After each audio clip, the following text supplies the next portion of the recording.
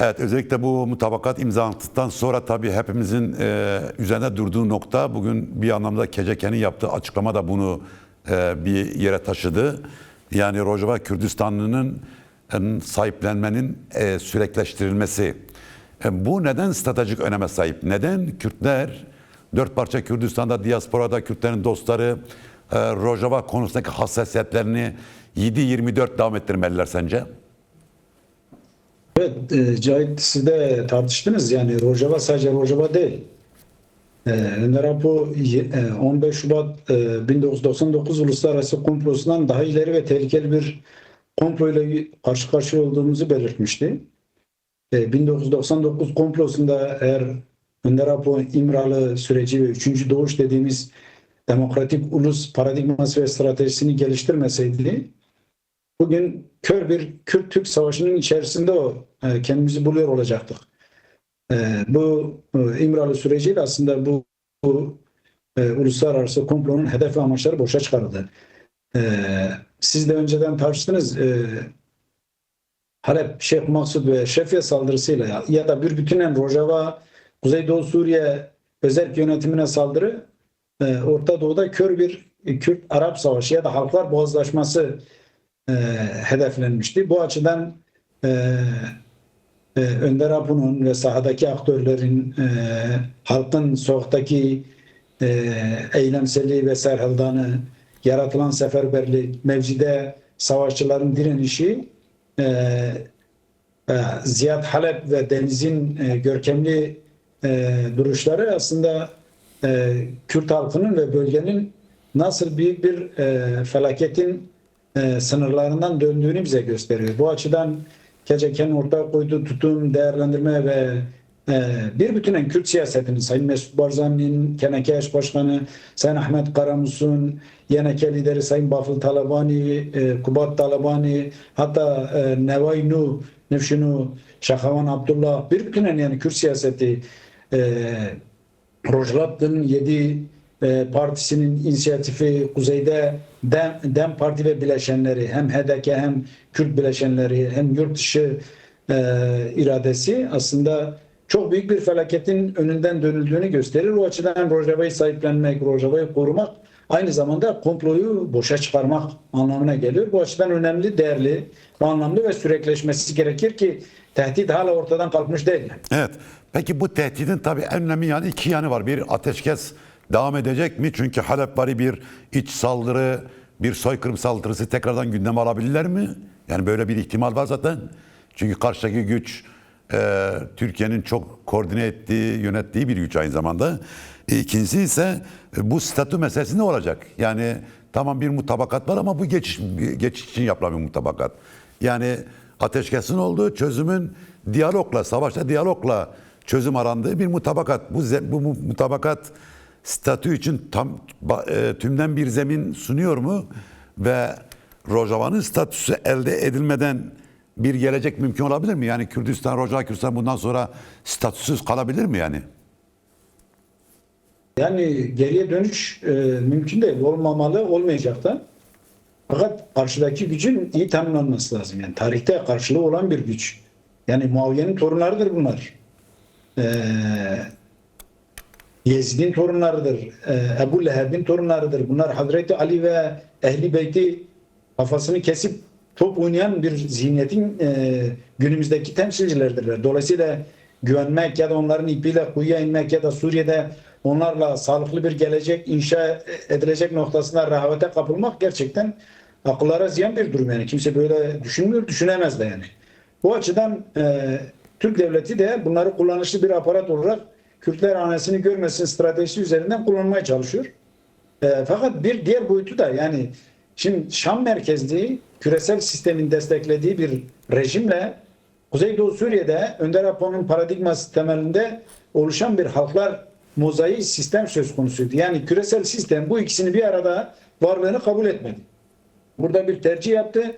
Dolayısıyla bu tercihte Kürtler kurban edilmek istendi ortaklarıyla birlikte ya da ittifak güçleriyle birlikte. Bu bir yere kadar öngörüldü ya da kabul edildi. Fakat Kürdistan sınırına dayandığında hem küresel anlamda hem askeri anlamda hem diplomatik anlamda tüm Kürt dünyası buna karşı çıktı ve dostlarıyla birlikte. Adeta halkların vicdanı ayaklandı ve rejimler üzerinde bir baskı oluştu. Ve bir mutabakata varıldı.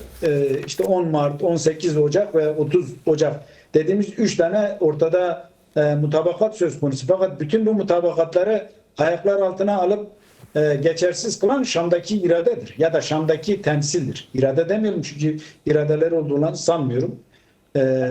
İngiltere kullanıyor, Rusya kullanıyor, hatta İran kullanıyor, Türkiye kullanıyor, Körfez ülkeleri kullanıyor, Amerika kullanıyor.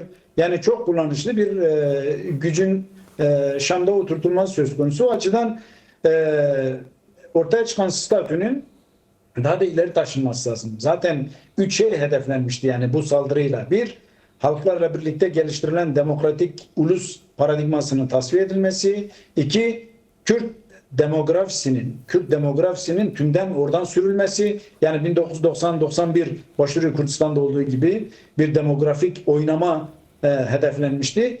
Üç, kör bir Kürt-Arap savaşı. Bu üçünün de hayat bulmadığını yaşayarak görüyoruz. Yani kimliksiz Kürtler, maktum denilen, muhacir denilen. Ama bu Kürt-Arap savaşı, çok özür dilerim sözü kestin.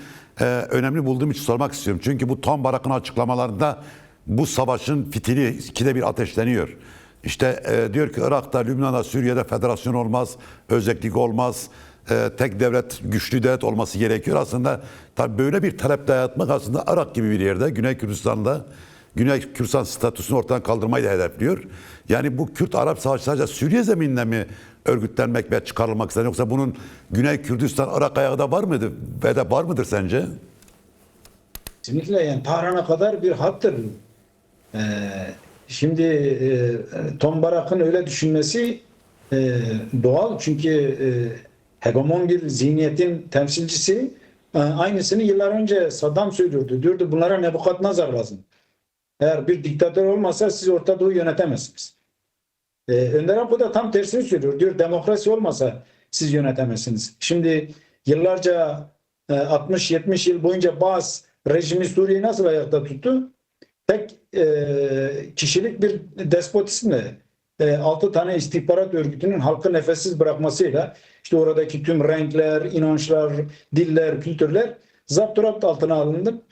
Sırtını da Sovyet sistemine dayayan bir Baas rejimi söz konusuydu. Şimdi bu Baas sistemi sakallı oldu yani. Yani cübbeli oldu. Eskiden kravatlıydı, takım elbiseliydi. Bunlar şimdi sakallı ve cübbeli. Zihniyet aynı zihniyet. Yani zapturapt altına alarak bir despotizmle sistemi ayakta tutma şey var. Tabii ki esas ana hesaplaşma ya da küresel Şii-Sünni kapışmasının merkezi Irak'tır. Yani Muaviye ile Ali'nin çatışması da Sıfın'dır, Rakka'nın güneyidir. Ama esas hesaplaşma Necef'te oldu, Kerbela'da oldu. İskender'in Pers ordularının yenmesi Hevler'in ve aşağısında oldu. Romalıların Orta Doğu'yu işgali. Çünkü Zagros Irak'la İran arasında bir bıçak gibi kesiyor. Dolayısıyla kale gibidir. O Zagroslar aşıldığında Hindistan'a kadar gidersin. Ama Zagroslar aşılmadığında ise Irak ve Suriye'de Akdeniz arasında sıkışırsın. Dolayısıyla İran'ın hedeflenmesi aslında bir Çin koridorunun oluşmasıdır. Evet, şu anda diyelim ki metafor yapıyorum. Yani 6 Ocak'ta başlayıp Zagrosları geçmek isteyenler Rojava Kürdistan'ında gelip çakıldılar mı? Yani Rojava Kürdistan yeni modern döneminin Zagroslarını mı görevini gördü? Kesinlikle o iradeyi temsil ediyor. Onların torunlarıdır. O geleneği temsil ediyor. Çağdaş Med hareketidir. Tarihte yazıyor işte kadınlar Asurlara karşı savaştığı için kellelerini kesip ağaçlara asıyorlar. Kadın bedenlerini de cayır cayır ateşlerin içerisine atıyorlar. Bugün de aynı bunların torunları Kürt kadınlarının örüklerini kesiyor, çatılardan atıyor, bedenlerini kurşuna dizip ateşin içerisine atıyor. Dolayısıyla tarih günümüzde gizlidir. Biz de tarihin başlangıcında gizliyiz. Tespitini doğruluyor Önder Apo'nun. O açıdan yani bugün yaşanan hegemonya Kürt ideolojik ve toplumsal örgütlenmesini kendi paradigması açısından bir tehdit ve tehlike olarak görüyor. 99'da Önder Apo'yu görüyordu. Militanlarını görüyordu. Şimdi bir bütünen açığa çıkardığı düşünceyi, toplumsallığı, kadın ve halklar özgürlüğünü, inançlar özgürlüğünü, demokratik ulusu kendisi için tehdit görüyor. Tom Barak da 27 Şubat 2025'te Önder Apo'nun başlattığı Barış ve Demokratik Toplum Manifestosu'na adeta sahibinin sesi olarak kelime kelime cevap veriyor. Böyle anlamak, böyle görmek gerekir. Yoksa doğru anlaşılmazsa hani bazıların beklentisi var ya, işte Amerika bize devlet bahşedecek. Amerika tükürüğünü bedava vermez. Kimseye vermez. Bu kesin. Dolayısıyla Yani kimseye devlet bahşetmez. Etseydi Başarı Kürdistan'ı 2017 referandumunda nasıl ortaya da bıraktığını gördük. %60 Kürt topraklarını Hanapin, Diyala, Tuzkurmatu, Kerkük, buralar Kürtlerin elinden alındı. Adeta kuşa çevrildi Başarı Kürdistan. Tehdit edildi. Türkiye tarafından tehdit edildi. İran tarafından tehdit edildi. Rusya tarafından yalnız bırakıldı. İsrail tarafından yalnız bırakıldı. Yani bunları Kürtlerin görmesi lazım ki ben Rojava gerçekliğinde 7'den 70'e ve sağcı, solcu, İslamcı tüm Kürt siyasetinin de bunu doğru gördüğünü ve okuduğunu görebiliyorum. peki burada sorun Bu şu mu? konuda Yani daha önce bu görülmedi mi? Yani daha önce burada bir akıl tutulması mı yaşandı? Yani Rojava dahil yani çok hepimiz görmek istenmedi. Biraz safça yaklaşıldı, manipüle hani edildi. bir yanlış anlaşma izletmek Hatta, istiyorum. Yani bu olup bitenin tabii suçu Rojava yönetimi değil tabii. Bunun daha geniş anlamda küresel ve bölgesel hesapların bir sonucu ama burada diyelim ki bu meseleleri analiz yaparken kısmen bir akıl tutulması yaşandı diyebilir miyiz yani? Hani safça yaklaşıldı denilebilir. Yani önderlik daha iyi anlaşılmalı. Önder Apo daha iyi okunmalı. Öyle küresel hegemon sistem Orta Doğu'yu öyle çok rahat bırakacak yanılgısına girmemek gerekir. Beklentisine girmemek gerekir. Ermeniler böyle bir beklentiye girdiler. İşte biz Hristiyanız, bize sahip çıkarlar dediler. Ermenilerin başına gelen hala tarih adını bile koymaktan hicap ediyor, utanıyor. Yahudilerin başına gelen büyük bir facia. Bugün Filistinlerin başına gelen 22 Müslüman Arap devleti olmasına rağmen ki dünya enerji piyasası ve sermaye piyasasının neredeyse yarısından fazlasını temsil ediyorlar. Ama Gazze'nin yaşadığı trajediyi ibretle izliyoruz. O açıdan Kürtlerin bu konuda hem tarihlerini hem de günceliği hem de hegemonyayı iyi çözümleyerek kendi öz dinamikleriyle sahaya aktör olması, masada da özne olması noktasında Evet. Çaba sarf etmesi ve pratik sergilemesi gerekir. Ya Ki şimdi Rojava öz dinamik gerçekliği bence öz dinamik dediğin zaman akla tabii şu geliyor. Tamam yani halk sokakta, eylemde milyonlar yürüyor, ayağa kalkıyor. Bu halkın çocukları işte savaş cephelerinde müthiş bir direniş gösteriyor. Halakobay'da kuşatma var. Tek bir adım geri atmıyor. Haseki'de öyle, Cizire'de öyle ve başka yerde öyle. Ve halkta müthiş bir birlik ortaya çıkıyor. Yani bir dinamik ortaya çıkıyor. Ama bunun bir ulusal Kesinlikle tam birliğin alamıyorum. bir stratejik şeye kavuşması gerekiyor. Nedir? Bir kurma, bir ne diyeyim, bir kurmayla kavuşması gerekiyor. Buradan da hareketle yani bu ortaya çıkan ulusal ortak fikriyat, ruh birliği artık bundan sonra nasıl bir stratejik hikayeye dönüşebilir sence? evet 2015'te yine Önder Apo Sayın Mesut Barzani'ye çağrıda bulunmuştu. Ulusal Kongre'nin gerçekleşmesi açısından. Bazı çalışmalar da oldu fakat istenen hedef gerçekleşmedi. Şimdi sokakta Kürdistan halkının ve dostlarının ortaya koyduğu bir irade var. Bunu Heval Murat Karayılan çok net bir biçimde söyledi ki bugün KCK'nin bildirisinde de dile getiriliyor.